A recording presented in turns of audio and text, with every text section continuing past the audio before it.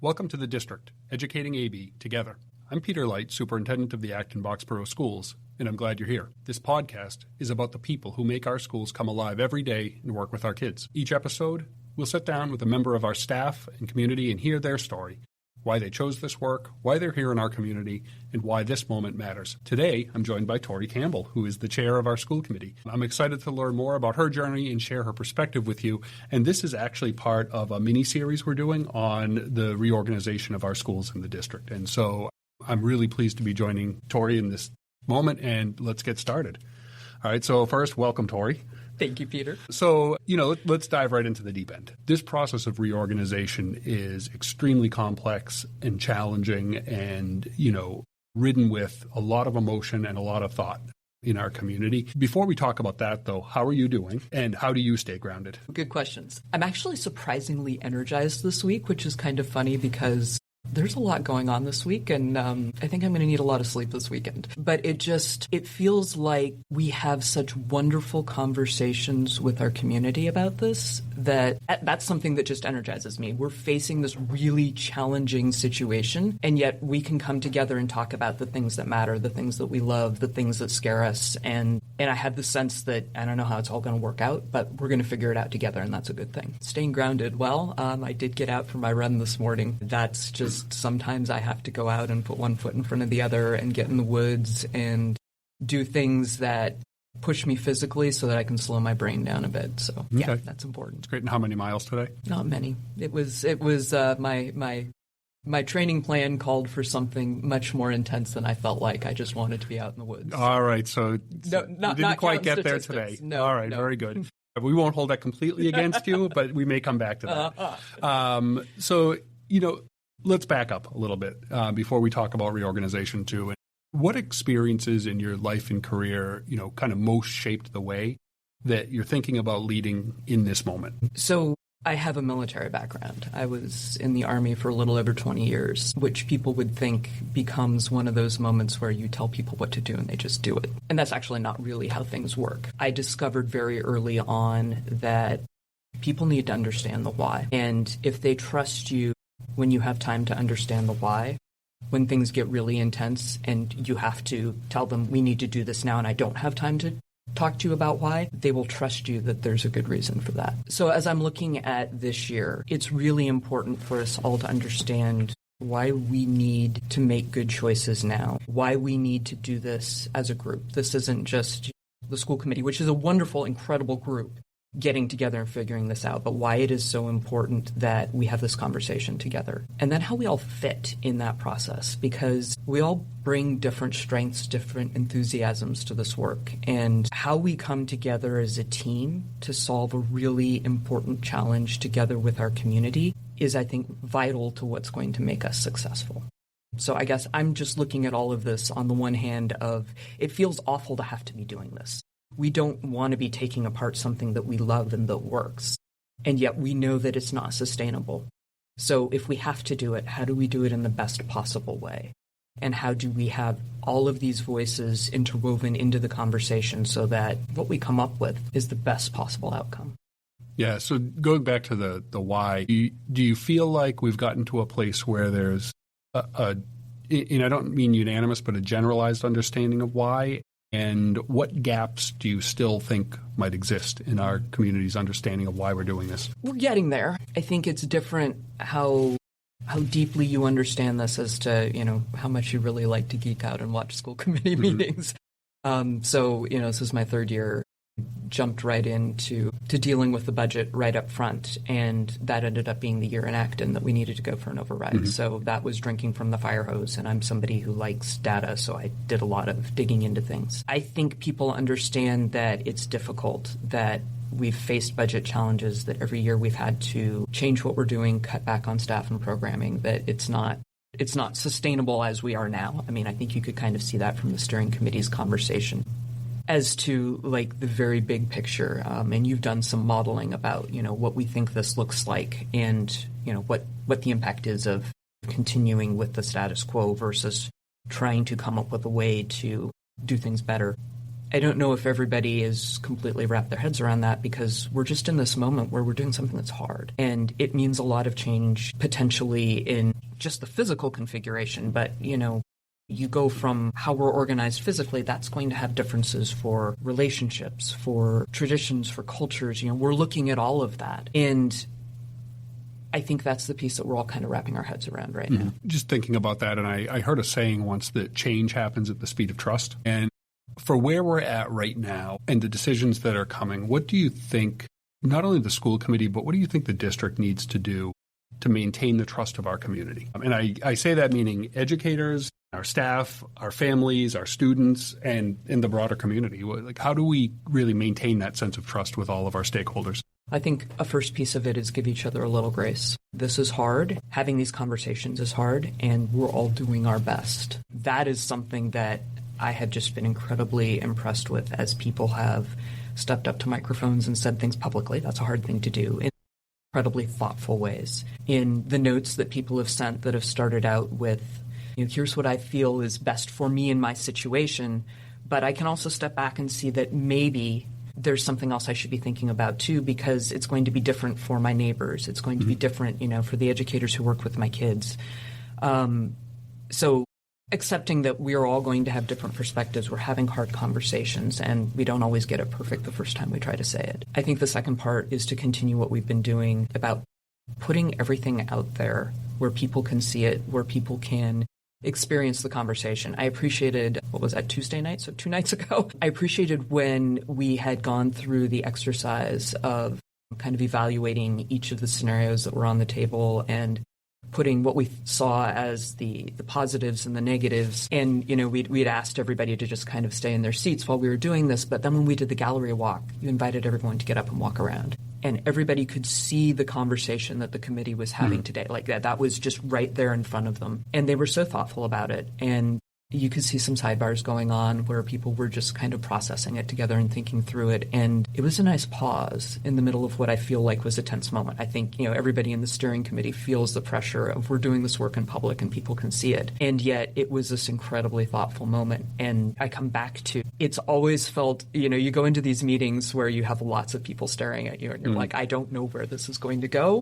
And then people are just, we have this community that cares about education so much. People are so thoughtful in what they say and what they share. And I walk out of there and I think about, a month ago when this packet first came out, I had some initial impressions. I didn't really know what to do with it. And I feel like I understand it so much more deeply because everybody has brought their best input. So I think that's the two things. Give each other a little grace and keep putting it all out there and keep having that conversation, because we're going to be stronger for having had this dialogue together. Yeah, can you think of any moment of all of the great information that has come into us from our community and thoughts, feelings, hopes?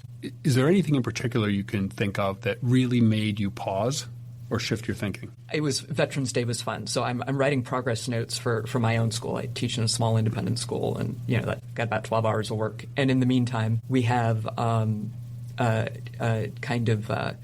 a bunch of form letters coming in through email and, some really strong opinions about we don't like this one option. And so I'm taking breaks from my progress notes and I'm seeing these and I thought about it for about a moment and I, discussed it with one of the other school committee members who was like, maybe we should just ask, what is it that you love about your school? I'm like, that's a great idea. And so I made my own little form note back and said, hey, great, thanks. Can you tell us what you love about your school? And it shifted from this moment of, I am so frustrated with this one option to, here's the thing I love. And the thing that came out was the sense of community that I have in my school and what it means for everybody who lives here and our connections with our town. And I walked out of that going, this is a theme I've actually heard across the broader community. It's not just people who are frustrated by this one option. And so, to me, that is the most important input that I want to hear right now is what is it that we love? Because as we figure out how do we configure things physically and what does that mean programmatically, we have to figure out how we pour all the things that we love back into that in whatever outcome we come up with. And how about, I'm going to ask you to zoom out and fast forward a year from now. If we sit down and have the same conversation a year from now and talking about the success of this initiative, what are some things you hope to see that would be in front of you a year from now that would say this was for our kids, our families, our teachers? So I go back to we measure sense of belonging. That's something that we focus on. That's really important. And it is important for everybody, not just our students, but for our educators as well. I want everybody to say that we have built something that we all feel like we are part of, and that every kid is finding the opportunities that they need to be successful. And that's in every possible way. That's not just academic success, but that is every bit that gives them confidence to go into their academic environment and go, yes, I can learn, I can make this happen. And then to turn around and go back into their community and say, I am connected with my community, and these are the things that I can share. And I want it to be a multi-generational thing. That was another one of my takeaways from community feedback is we're hearing from people who have kids who graduated a long time ago, people who might have graduated a long time ago. And that connection between our schools and our community is really, really strong. So I think that's what I'm hoping for. Coming out of the steering committee the other night, I was just so proud to be part of this community in the way that our community is tackling something that for many is wildly unpalatable. They just don't want, is challenging generational kind of ways we've done business and expectations, and really tackling something that in many communities is just a third rail, which is thinking about having to think differently about schools. That was a real proud moment for me coming out of that meeting. But are there any moments you point to along the way where you really feel that sense of pride? Every time we go into these, like I go in and I never know how it's going to go, and I walk out just going, wow. I mean, the same sentiment you're expressing here. And I think a big piece of this comes from, a little bit the confidence that came from doing the elementary budget task force last year. And we deliberately tried to bring people into the room who had the most diverse perspectives. In fact, I remember going into that and being like, we have set up argument here. There are people who see things totally differently. How is this going to go? But I remember at the end when we just kind of gave everybody an exit survey and realizing as I read through what people wrote, everybody had a moment where somebody in the room made them think differently. And that was the seed of, yeah, okay, we can have this conversation as a community. So I told 2 select board members yesterday after ALG, I was like, I have to tell you that, yeah, I am so proud of our community. We are living in a world right now where people are incredibly polarized and they're not willing to listen to each other, and they're not willing to think about things together, and they're not willing to consider other people's perspectives. And our community is bucking that trend. We are doing things differently. And that feels so good. Yeah, I would agree with you. I've been, just thinking of the world that's going on around us and the level of division. And even though I know this community, I'm still surprised at how people are coming together. And it's just such a warm feeling to be able to see that happening in the community over something that could easily have devolved in different ways, because we're seeing it in many other places and at all levels of government and, everything else. So it really is just such a nice feeling. What, as we're wrapping up here, coming back to values, what has come through, whether in surveys, public comments, your conversations in the community, wherever that information's coming from, what are you sensing are the real values that are uniting us right now? So it's interesting reading Hanover Research's summary, because in there's a little note about all of this research aside, the part that matters is what goes on with students and their educators in the classroom. It's that relationship. It is how important our educators are to this process. It's very clear that our community can see that. You see how much they want us to take care of the teachers that are working with students, of the entire ecosystem. So that's one. Again, that sense of the broader place that our schools play within the community and that relationship. I feel that. And also absolutely the strength of it's not just academic. You can measure academics easily in all kinds of measures, and there's tons of stuff out there. And of course, I've run graphs on all of that. And yes, I know we're awesome, but it's not just that. We are producing young people who go out into the world ready to make a difference in so many ways. A lot of that's captured in Vision of a Graduate, but you sense that is a piece of this too. It's the whole person that we're trying to develop. And there are so many ways to go about doing that, and so many individual paths within that, but we weave that all together into these opportunities that just make it such a great community to live in and such a great place to go to school. Yeah, when I left the meeting the other night, it was our steering committee meeting, and I We had probably 80 people in the audience who came to that, which is as many as I can remember at any school committee meeting or any other topic that we've had. It really made me understand, especially knowing that we had educators in the audience. We had some students in the audience. We had lots of families in the audience, and we had community members in the audience who didn't have kids in the schools. And it really just reinforced for me that the secret sauce is actually community and just what a value the community is. And the concern for education is what drives excellence, right? And that, I think, really just told a nice story of like, why has AB been so successful historically? We may not always agree about what we need to do, but the passion and the engagement around it is tremendous. We all have the same why. That's right, exactly, right? And bringing it back to why are we all here and what are we trying to do? So, if you could leave the community with one word, and you only get one.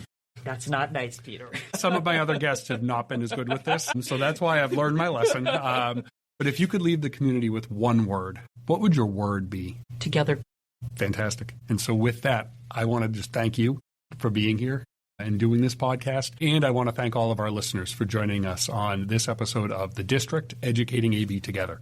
I'm Peter Light, Superintendent of the Acton-Boxborough Schools. I hope today's conversation with Tori Campbell gave you a deeper look into the people and the stories that shape our schools. Each of us plays an important part in building this community, and together we make education possible. Be sure to tune in next time as we continue exploring the stories behind why me, why here, and why now. Until then, thank you for listening.